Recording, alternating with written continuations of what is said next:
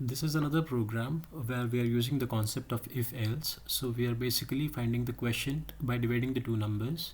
So in this case we need the two numbers from the user, and let's say we are naming the variables as dividend and divisor, so which are comma separated up over here, and we are printing a message on the screen to enter the two numbers to divide, and we are reading the value from the input function, and we are doing the typecasting using eval, and whatever the values will be given by the user, which should be comma separated, they will be assigned respectively. Like the first value will be assigned to the first variable and the second value will be assigned to the second variable.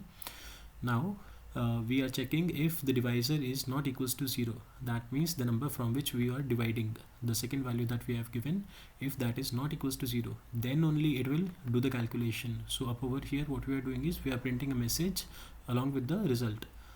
So here you can see we have written dividend. So at the runtime this variable name will be replaced by its value, then this will be a message which will be printed as it is, and then divisor, this is the name of the variable. Again at the time of execution it will be replaced by the value which is assigned to it.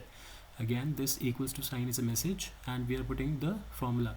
The formula is like dividend divided by divisor, so whatever will be the result for this formula, that will be printed on the screen.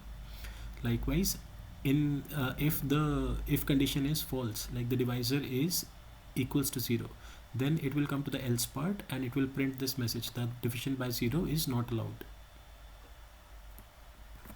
Now if we run the program over here to check the output, click on the run module and it says enter the two numbers, let's say 10 and let's say 2.